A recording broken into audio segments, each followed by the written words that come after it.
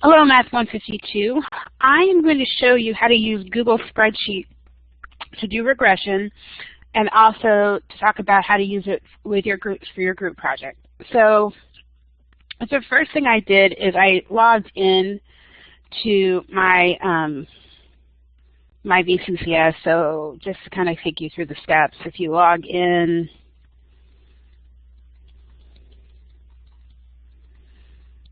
and you go to Gmail, and once inside Gmail, you're going to go to Drive.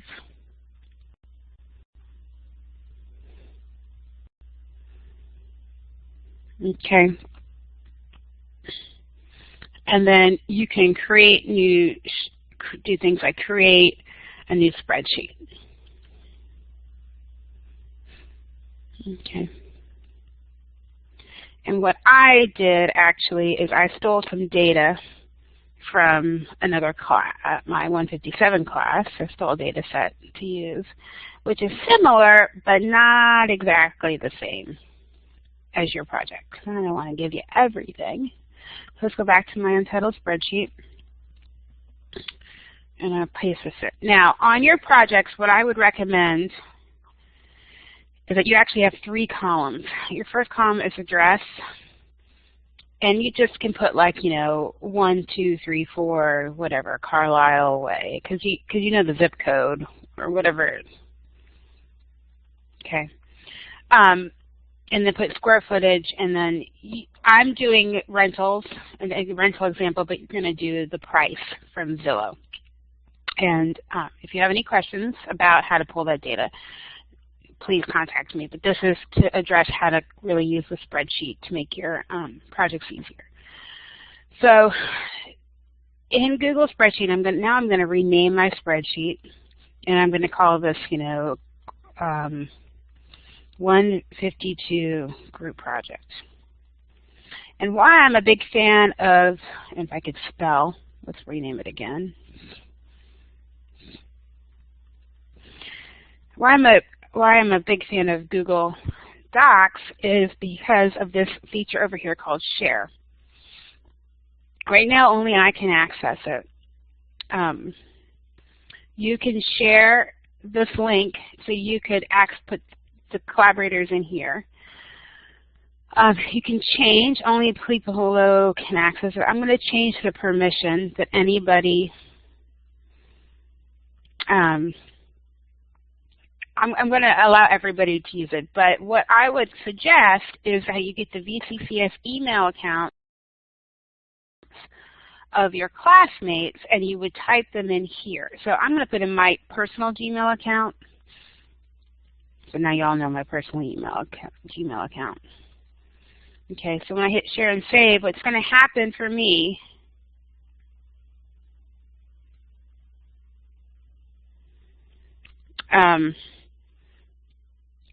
what's going to happen is now it's on my personal email, it's going to pop up. But what I would like you guys to do is add people, you add the VCCS email. Okay, so I'm going to take myself out. But what I'm going to do for this is I'm going to change this to public.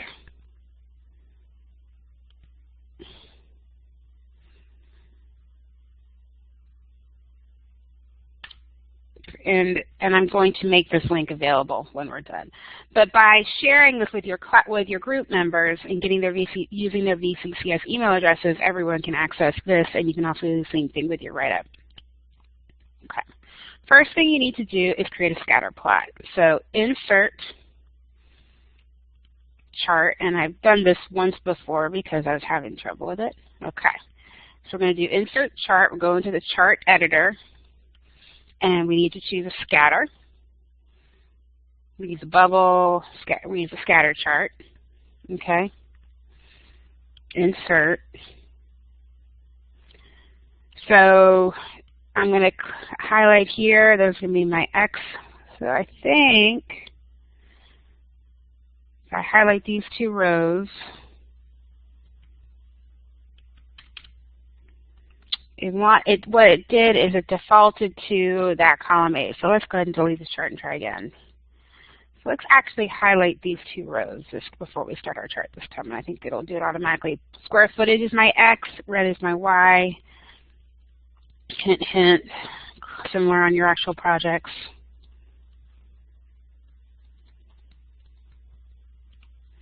And there's still a nice little undo button if you need it. So I think if I start by highlighting it this time, and I go Insert, Chart, choose a scatter, yes, it will actually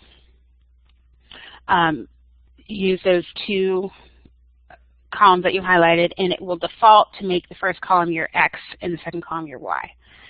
So now I'm going to go to Customize, and I'm going to call this chart.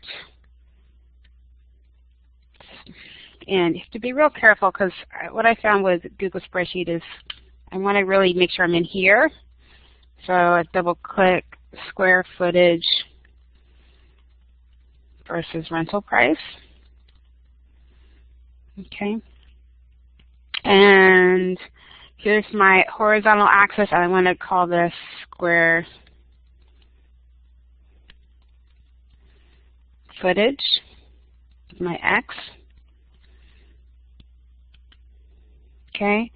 And then I'm going to change to my left vertical. I want to call this rental price, and I'm going to say it's in dollars, and that's my Y. And look how that. Now, because you're going to do one zip code per, you don't need this legend to be here. So you can actually clear that legend out and just have your chart be a little bit bigger. But that is what you need for your chart. And then what I found is I want to move my chart. Why won't you move? There you go. I had to get the hand up. Okay, so that's the first thing we need to do, scatter chart. It may have said in your project you need to put the regression equation on the chart, which you can't do with Google Spreadsheet, so it's fine. And somehow my square footage, I think I deleted my square footage, so I'm just going to rewrite this. Okay, so there are a few things you need to calculate. I'm going to scroll down just a little bit, get myself a free cell. We need to find the regression equation. And the regression equation is y equals mx plus b. So m is my slope, and b is my y intercept. So I need to look inside Google Functions, inside my spreadsheet, to find these particular functions. So if I click here, this is the functions, and those are basic ones, but I'm going to click on more functions. And I'm going to do statistical functions. And let's see what all my choices are for statistical. Look. I have intercept. Intercept considers the y value at which the line will intersect the y-axis. So the intercept function is in here for me, but it wants the y data first, the x data second. If we scroll down even more, we're going to need the slope. So is slope on here? I know it is. Here it is, slope. Slope of the linear regression, but it wants the y first, the x second. And the last thing we're going to need is the correlation coefficient, and it's CORREL, C-O-R-R-E-L, data 1, data 2. It doesn't matter the order. So we come back to our spreadsheet, and how do we get functions to work in our spreadsheet? Well, I'm going to label. First I'm going to calculate the slope. And in Google Spreadsheet, it's equals slope, because the function is slope. Now, how do I tell it that I want the y list? Well, if I come up here and I just click and drag, it's going to give me C2 to C25. Now I'm going to put a comma in, and I'm going to click on B2 and drag down to B25. Oops, and that didn't go real well, so I have to redo it. And I put a little close my parenthesis and hit enter, and there's the slope of my regression line, 2.04. Now I need to do the intercept. Now, intercept, the function was called equals intercept, keep typing. Here it is.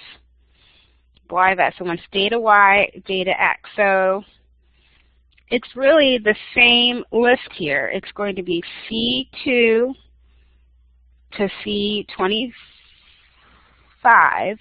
Now I can click and drag, or I can just type it. Now I'm going to show you how to type it. For the X column, I can just type B2 colon to B25, close my parenthesis, and there it's calculated my intercept. So it's saying that my intercept is negative, which doesn't make a whole lot of sense, but it's probably not a good idea to correspond with that. But we'll talk about this a little bit more. So let's also find the correlation coefficient. It looks like as the square footage of the apartment gets bigger, the rental price gets bigger. Right? So we expect our correlation coefficient, our R value, to be positive. So find the correlation coefficient is R, and it was coral. So equals coral, data 1, data 2, and it doesn't actually matter the order you put them in here. So I'm just going to type B2 to B25, comma C2 colon C25, and I expect to see some value, positive value. Correlation coefficient always is between the R value, and I'll just put it in here just so the correlation coefficient is R. The intercept is your B, and your slope is your M.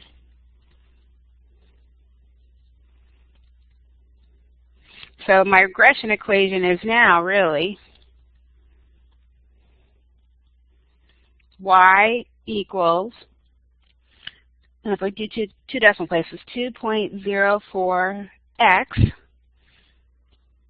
minus 91.756. Now, what if I asked you to predict the price of a 1,000 square foot apartment based on the regression equation? Well, I could just solve it. I could say, Google Spreadsheet works a lot like Google Docs. So if you're doing equations, you say equals, and I would say 2.04, because I'm going to just stick 1,000 into the regression equation. 2.04 times 1,000 minus 91.756.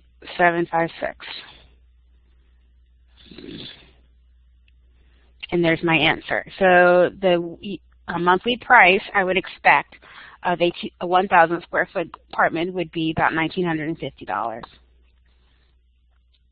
That, in a nutshell, is how you can use Google Spreadsheet to help you with your projects. Now, some interesting things about the slopes to think about. Every 1 unit increase in the square footage in this problem increased the slope by 2. So you can say that every 1 unit increase in the square footage increased the monthly rental price by 2. Just some things to think about. Okay. You can also, last thing is, you see there's, it says sheet 1, you can click here and you can rename, so you can have like rent, you can call it, I'm going to call this rental price. And if you want to do both zip codes in here, you can just create another spreadsheet. Okay? And so you don't have to create multiple documents. And your write-up can go much the same way, because you can take this, chart and you can copy. You can actually copy this chart, go back to your drive, create a document, and you can share your document the same way.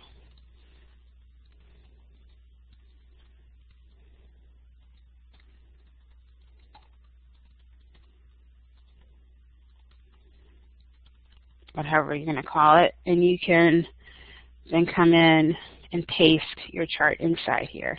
Oops.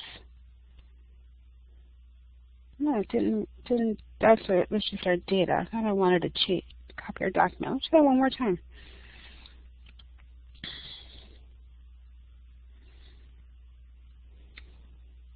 Copying to web clipboard. into documents from the web clipboard. So let's try that one more time. Oh, we have to go to the web clipboard, and we have to paste it in from here. And so that's how you can put this into your paper. And you can play with it a little bit. Okay. So that's all I have. I got to run and get my kids from school. So if you have any questions, let me know. I will also post the link to the spreadsheet that I created with the video so that you can take a look at the spreadsheet and play around with it a little bit. Good luck. I'll see you guys later. Bye-bye.